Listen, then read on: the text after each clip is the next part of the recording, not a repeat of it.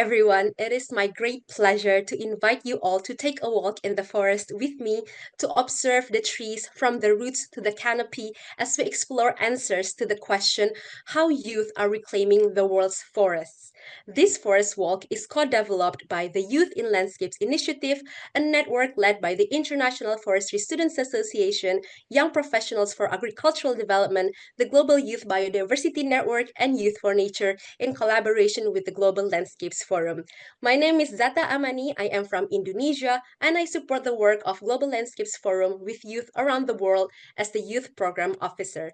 On behalf of the GLF Youth Team and the Youth in Landscapes Initiative, I am happy to welcome you all to this session. As we look ahead to the 30th conference of the parties under the United Nations Framework on Climate Change, or for short, the COP30 in Belém, today we are asking, what do we need to do as youth to work together with forests?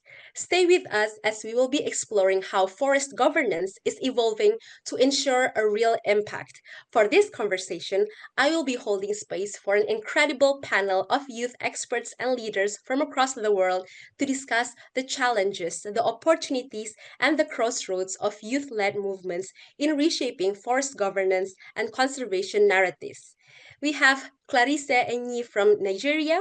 She is the head of capacity development at the International Forestry Students Association and the Secretary General of FOSA Unizik, a forestry and wildlife student association in Namdi Azikiwe University in Auca.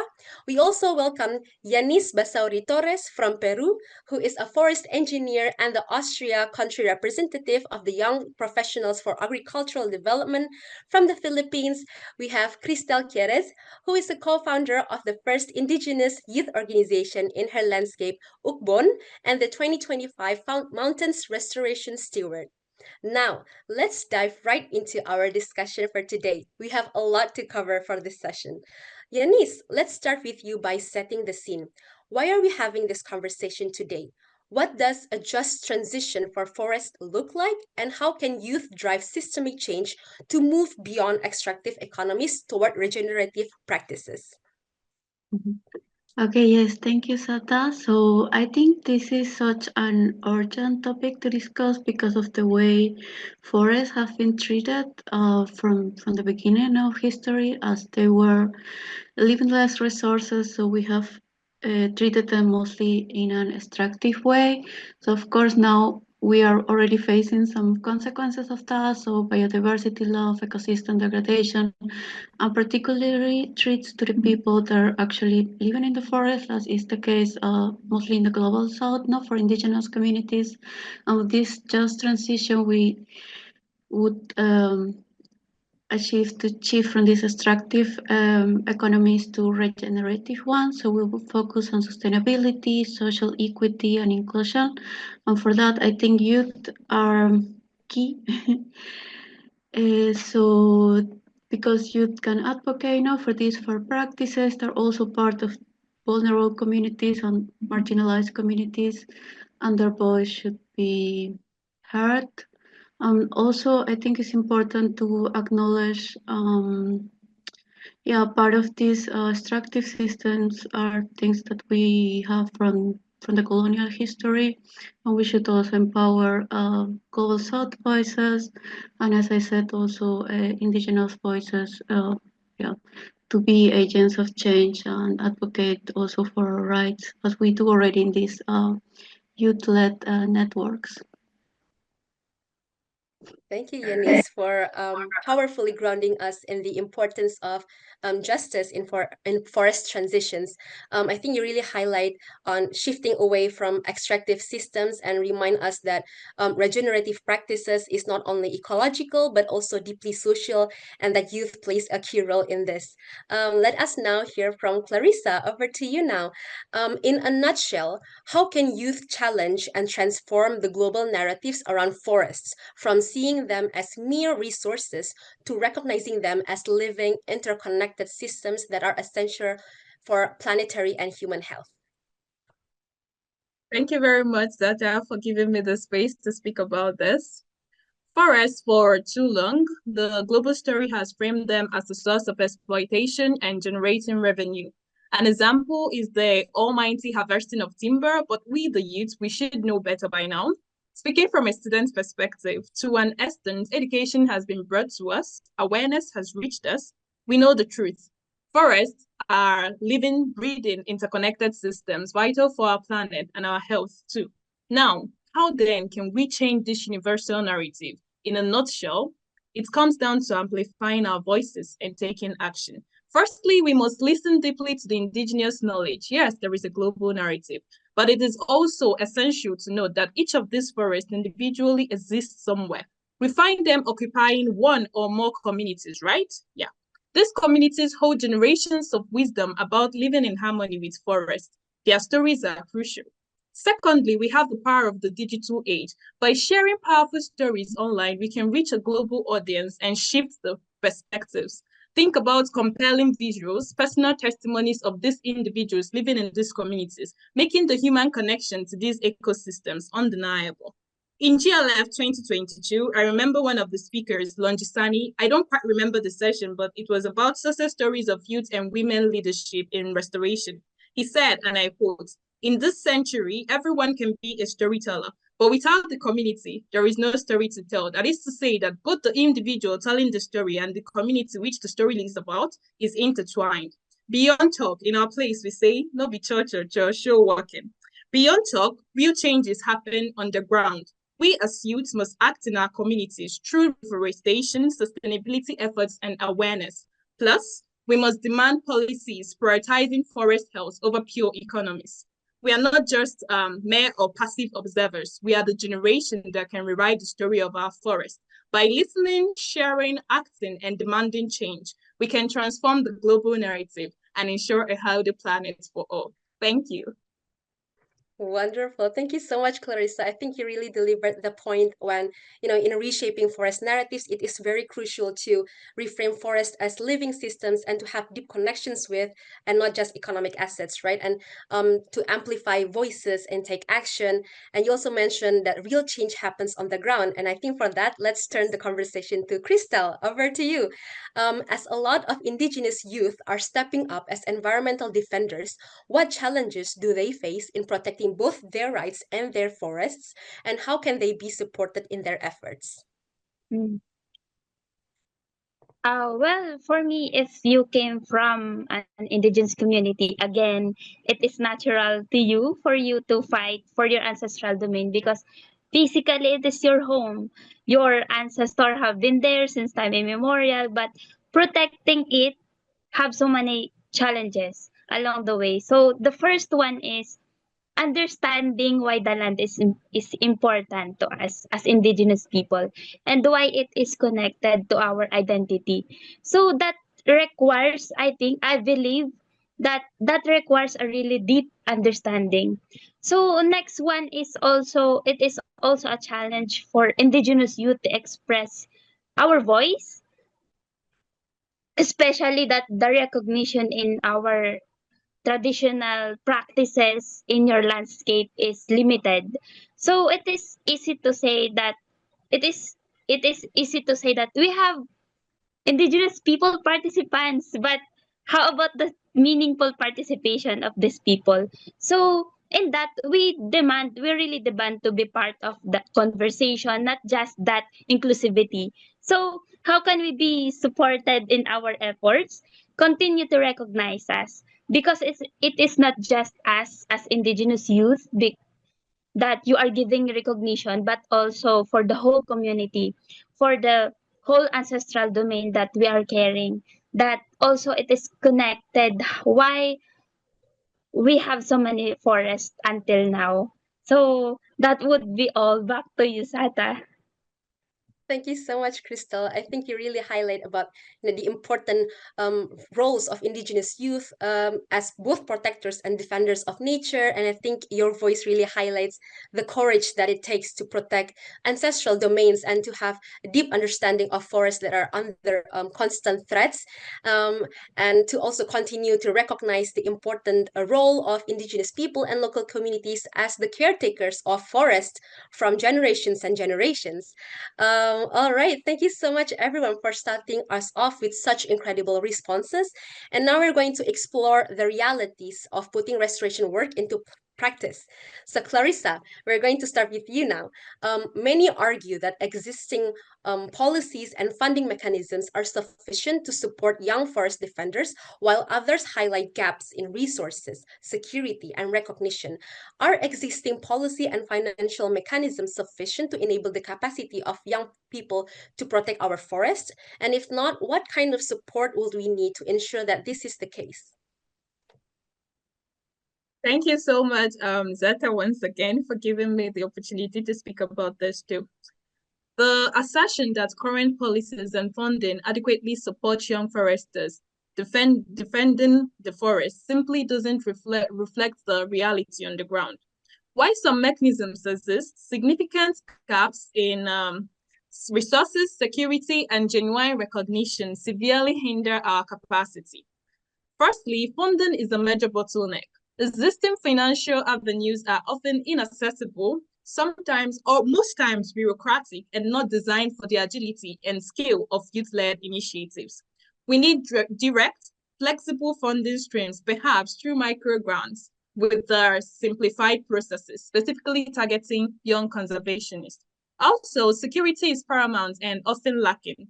Young defenders on the front lines, where deforestation pressures are intense, face real dangers without adequate protection or legal resource. Policies must prioritize our safety, ensuring access to legal aid and robust protection mechanisms. More so, genuine recognition and inclusion are missing. Too often, youth are tokenized, not treated as equal partners with valuable insights. We are young, what do we know?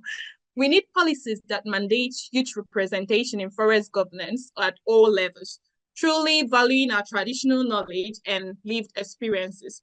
To truly empower young people, we need a fundamental shift that includes targeted and accessible funding designed specifically for youth-led action, prioritize security and protection, ensuring our safety on the ground, meaningful inclusion and capacity building, and also thereby investing in our skills and giving us a real voice. We also need policy coherence, aligning environmental and youth development agenda. I think without these concrete changes, the immense potential of young people to be the most effective guardians of our forests will remain tragically underutilized. We need more than lip service, we need tangible support, and we need a seat at the table. Thank you. Thank you, Clarissa. I think these are all great points. You've pointed the gaps in resources, security, and genuine connection. And your response also reminds us that while policies may exist without accessibility, inclusion, funding, protection, they remain out of reach for many youth on the front lines. And I think this also reflects to the gaps between local and global forest policies, which bring us to Yanis. Over to you. What are some of the gaps between international policies and projects on the ground, and how can global systems be transformed to bridge these gaps? Oh yeah, thank you. So I believe as well of my colleague have mentioned already that for these international policies, it's very important that they are aligned with local realities. And what happens is, for example, that some policy is made without taking into consideration the local communities or the people that are actually depending on forests. So that also funding is a key role. So because without funding, we cannot implement well these policies. And what happens a lot in international cooperation, for example, that I have also worked in, is that we are shifting the approach not to a bottoms-up approach, so taking into consideration people that have been left behind typically, and giving them a voice. But not only like, because I think tokenism is something that we should really address, since it is tokenism as well as euthanism, or for environmental leaders. Uh, we value them, but then we don't give them enough protection. So there have been already incidents for indigenous or environmental leaders, for example, in the Amazon, and we need to acknowledge and address that. And well, of course, also decentralized decision making processes, like I was saying about this bottoms up approach and a participatory method, so we can focus on accountability mechanisms as well to ensure, yeah, these projects to be sustainable. Thank you. Thank you so much, Eunice, for sharing. And I stick to what you say that policies have to reflect the realities of local communities, and you also make a strong case to for eradicating youth tokenism and to transform the system into a bottom-up participatory approaches to bridge the global local divide. All right, and now we move the conversation to Christelle. Over to you. What lessons then can we learn from youth led initiatives that are successfully balancing ecological restoration with economic and social justice in forest dependent communities? Wow. So for me, the youth-led initiatives that successfully balance ecological restoration with economic and social justice in forest dependent communities, especially in my community, offer valuable lessons for sustainability and community development. Why? The first one is we use the traditional knowledge of the communities. I think that's the most amazing thing, how we can balance everything in these initiatives.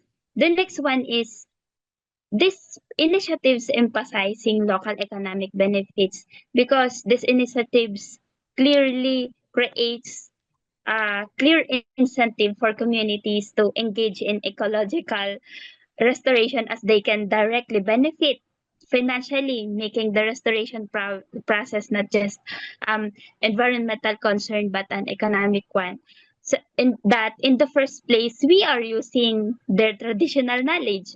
So in that, we are promoting social justice and equity because the community is also part of the decision making, and that in that initiatives they are included. So in that part, we are creating very strong partnerships for mountain restoration, for conservation of biodiversity.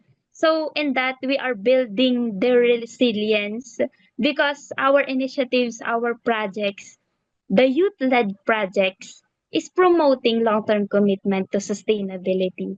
So I think that's all. Youth-led initiatives is one of the best. So thank you, Sata. Thank you so much, Christelle. And I really stand with you that youth are among the best of in terms of regenerative practices, right? Thank you for sharing your thoughts with us. I think your work shows how restoration is more about just planting trees, right? That it's about integrating indigenous practices, emphasizing local community benefit, including community in decision-making processes, and to connecting together ecological health with the rights and livelihoods of the communities. All right, everyone, thank you so much for these incredible responses. We will now move the discussion to focus on the way forward, so the tools for transformative change. In the current status quo, solutions to deforestation often remain fragmented, with market driven conservation approaches and top down policies that are failing to address the root causes of forest loss. Yanis, how can youth build transnational solidarity to address the root causes of deforestation? Yeah, thank you, Sata. Okay, for these questions, I think we already discussed the power, no, youth-led organization have and interconnectiveness because I mean we make use of these global worlds, right? So we can be connected from every part of the world and know different realities. I mean, for me, coming from Peru, now from the global south, and now well, having studied work here in Europe, I mean, I see different realities, but I see people that are passionate about moving towards a more sustainable world and using our forest for this need. So actually, we do see this intention now to work together to have a common goal, but we need also the support. No, I mean youth is powerful now. We young people have power, but we also need to be supported by other the key stakeholders that yeah, like we said, no proper funding and proper given the recognition, no, that youth led initiative should have for visible outcomes as well. Thank you. Lovely. Thank you so much for sharing with us, Yanis. Your call for solidarity is a reminder that our movements knows no borders. Yeah, Clarissa, over to you now. As the forestry sector can sometimes be very exclusive and very technical, what are some key steps to ensure that knowledge about forests is more accessible and moves more people to join the struggle to defend them? Thank you once again, Berta. This is one I really want to talk about. And the forestry sector perceived exclusivity and technical jargons are significant barriers to wider engagement. To break this down and inspire more people, we must prioritize clear and accessible communication. To effectively pass information to a people, you have to communicate to them in the language they understand. This means moving away from highly technical language and using relatable stories, visuals, and analogies to explain the vital roles forests play. For instance, here in my country, leveraging local languages and cultural narratives will be key to resonating with diverse communities. Still on the GLF 2022, the same section I earlier made reference to, I also learned if it's an African story, it should be Afrocentric, not Eurocentric, and likewise. Also, we need to foster direct experiences with forests, bringing people into these ecosystems through guided walks, community-based ecotourism, and educational programs for schools can create a better understanding and appreciation that transcends technical data. When people experience the beauty and interconnectedness firsthand, they are more likely to become advocates, yes. We must also highlight the human connections to forests. It's not just about biodiversity and carbon sequestration. It's about livelihoods, cultural heritage, clean water, and the air we breathe. Sharing personal stories of the community whose lives are intertwined with this forest and showcasing the direct impacts of deforestation on their well-being can be incredibly powerful in mobilizing broader support. We also need to empower local communities as knowledge holders and educators. And finally, we must leverage accessible technology and platforms. For example, social media, online platforms, and even community radio, which is more common to these communities, can be powerful tools for disseminating forest information in engaging ways and fostering dialogues across different demographics. By focusing on clear communication, direct experience, highlighting human connections, empowering local knowledge, and utilizing accessible technology, we can break down the barriers of technicality and exclusivity, inspiring a wider movement of people dedicated to defending our vital forests. Thank you. Thank you, Clarissa.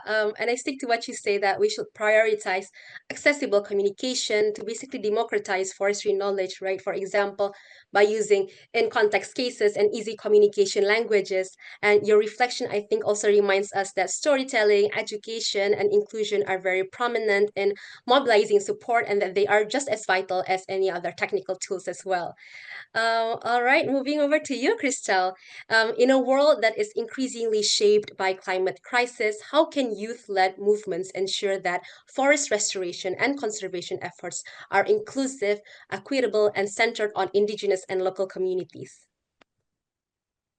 All right, thank you, Sata. So, for me, youth-led movements can ensure that forest restoration and conservation efforts are inclusive, equitable, and centered in IPLCs. Our first one, you can document everything. Document everything in detail, especially that in our community, we are documenting our traditional knowledge because we don't know, and in the near future it can be really helpful for them to move forward, to know what to do. And also the the most the most helpful is uh introduce this introduce these methods in every stakeholders that you know. introduce your movements that it really introduce the forest restoration methods in your landscape. So for us, it is really also helpful, important that you know about networking. You know, GLF is really a great platform for this because GLF promotes inclusivity, equitable in every youth in around the world and also centered in indigenous and local communities.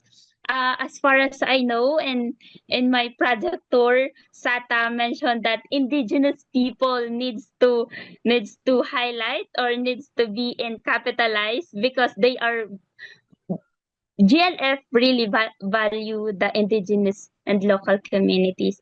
So networking is really helpful to introduce these youth led movements. Back to you, Seth. Thank you so much, Crystal. That is really wonderful. Thank you for sharing your insights on this matter.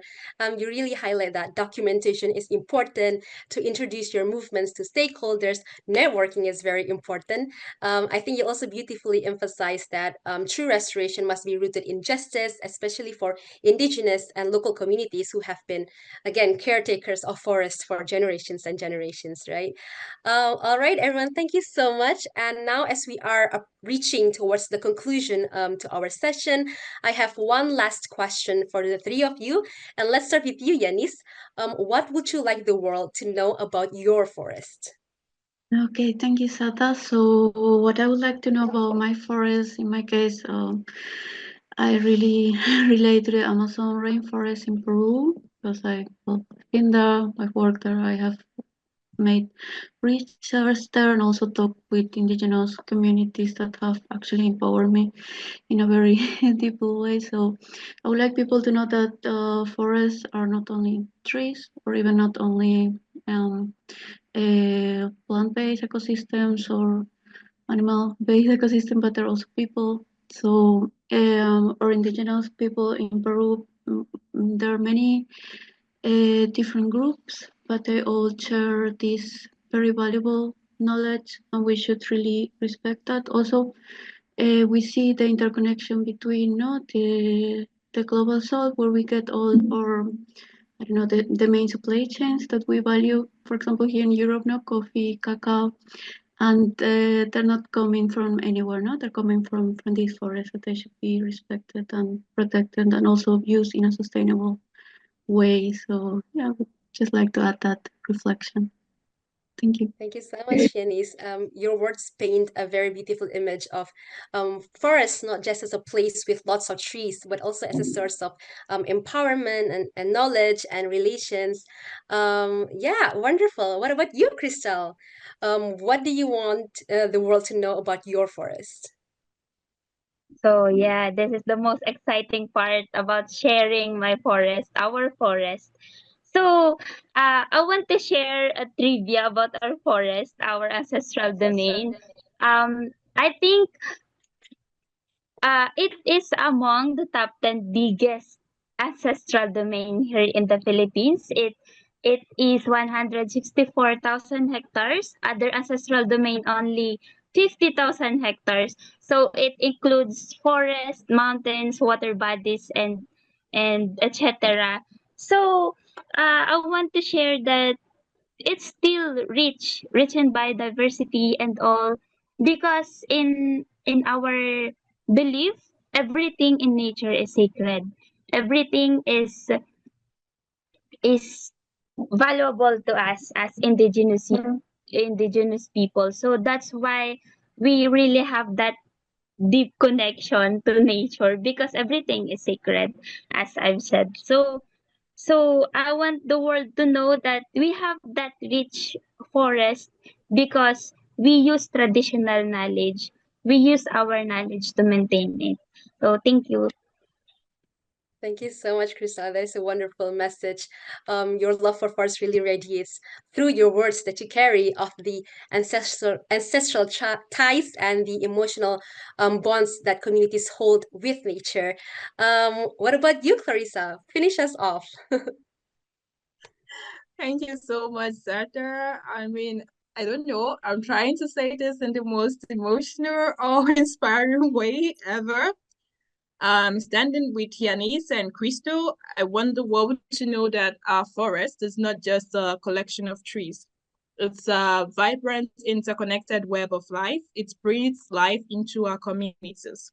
These forests provide clean air, water, and sustaining livelihoods. It's a living entity with its own stories and intrinsic values, deserving of our deepest respect and protection. So, as the forest has been treating us so nicely, I would really want us to pay back the same goodness to the forests. Thank you.